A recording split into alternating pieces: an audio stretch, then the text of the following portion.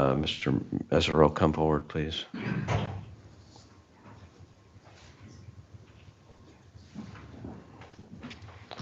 Once you get organized here, I got to go back to my chambers and get my paperwork.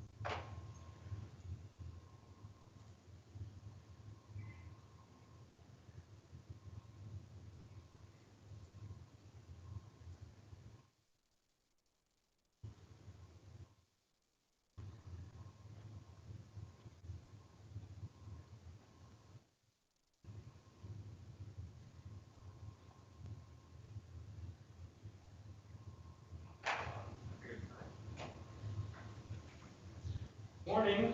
Is that Ryan Dale case I tried to move the trial last week we talked about? Yes, sir. We got an email later from Kelly saying they're waiting on some things. Could we just get a quick hearing in front of the judge so that I'm trying to buy plane tickets? I don't know about time this morning. I'm not saying this morning. Oh, okay. Yeah, I'm just saying sometime today or in the next few days. Winter's here, so. All rise. Good morning. Good morning. Please be seated. Kelly in her office? Okay, we'll go first. Thank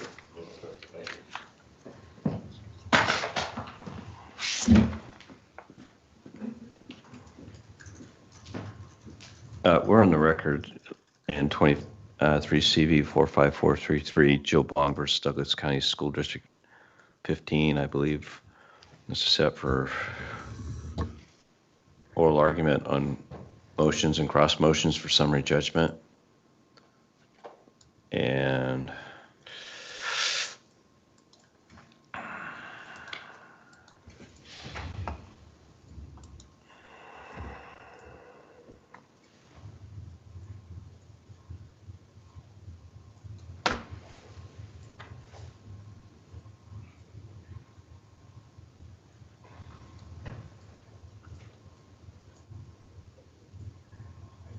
I think I might be still awaiting orders, but I made a ruling on a motion to compel, motion to challenge council's authority to appear for adverse party, and a motion for sanctions. And I think subsequent to that, Ms. Bong filed a motion for special findings of fact. I can also address that today, but I believe the main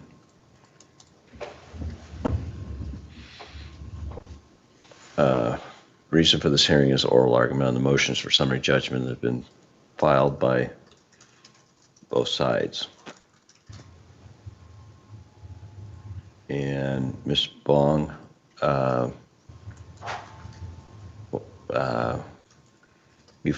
believe you filed your motion for summary judgment first, so I'll hear from you first. So basically, I've sent two public records requests, one for the school's insurance policy, which I believe the school has Right. certified.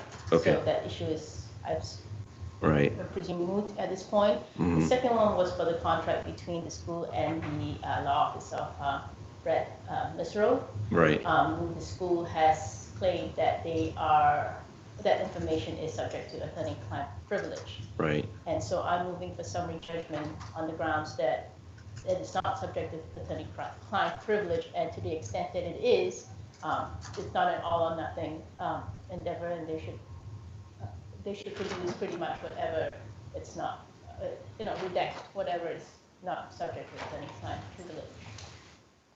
right. Okay. Anything else? No, as far as, because I don't know to what extent they're claiming it. But I'm proposing that whatever they claim is not subject to the privilege should be released to me. Okay, thank you. Mr. Mazzaro? Good morning, Your Honor. Brett Mercer here, 023922 for defendant Douglas County School District number 15. Right, Ms. Bong is correct. There were 2 public records requests at issue in the complaint. Right. One of them has been resolved. The other asked for a contract between myself and the school district. right. And as I explained in my declaration, there is no separate contract. There are email. Why is the contract itself attorney-client privilege protected? There is no separate contract, Your Honor. The only No, I'm not document- talking about anything separate, but why is the contract? Well, what is it then? Maybe I misunderstood you. Go ahead and say that again. It's just email between me and my client, Your Honor. Other than that, there are no documents that you would consider a contract relating to my representation. Oh. Just a second here.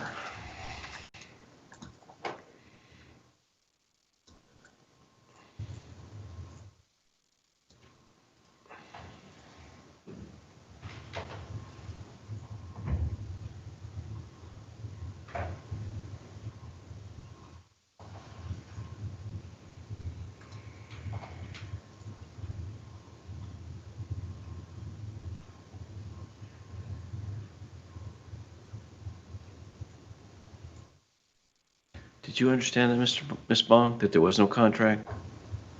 Well, I'm not understanding it because when they responded, they said that it was subject to attorney-client privilege, Right, which indicates that there is something there that is, there is a record, but they're not releasing it because of the privilege. Now they're saying that there's no contract. So if there's no contract, then they should have said there's no record that exists. right. I'm looking at your declaration. Yes, Your Honor. Could you direct me to the part of that kind of, or is it just because you're using lawyer language that we don't understand? I don't think so, Your Honor. I think what maybe the confusion here is Ms. Bong might assume that there is some formal contract that Why we don't you tell me in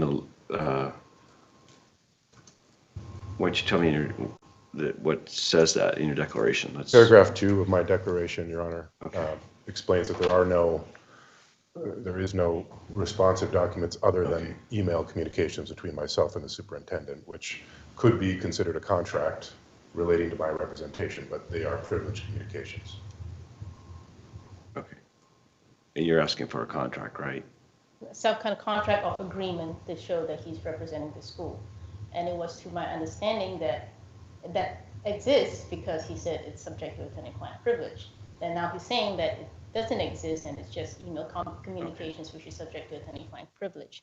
So Okay. which is it? I mean, now, they're saying it doesn't exist. How do I prove a negative? I can't prove a negative, but it does imply from the beginning that there is something. Right. And it does exist, Your Honor, in the form of email. This is my conundrum. It's not what you would call a formal contractual agreement, but there are written communications establishing an agreement that I represent the school district, and those are privileged.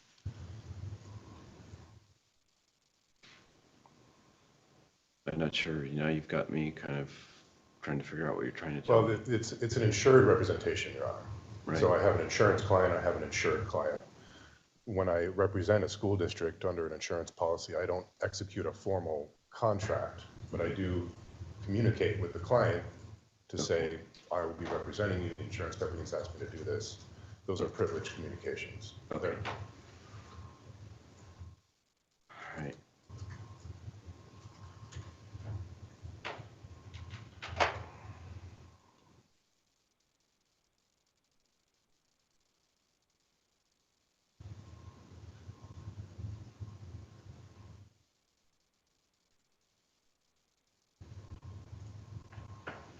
I'm not sure if there's anything left for me to decide if they don't have a contract.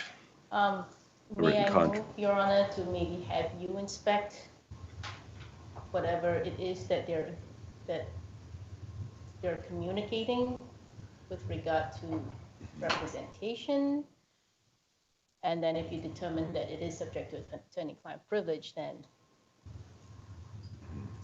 that would be your ruling. But at this point, I mean, we're not seeing anything as to what's going on.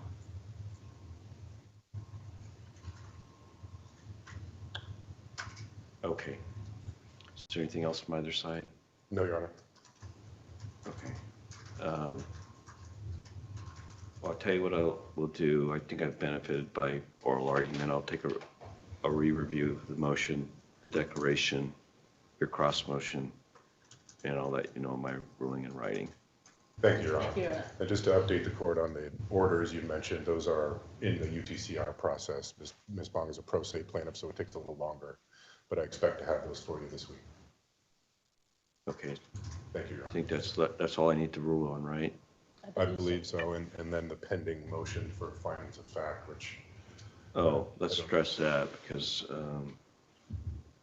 I understood that to be a request to make findings of fact with respect to my previous rulings. Is that Yeah, it wasn't a motion to compel, but I suppose if, I mean, it's riding on your decision of this one, I think. So, the reason 62.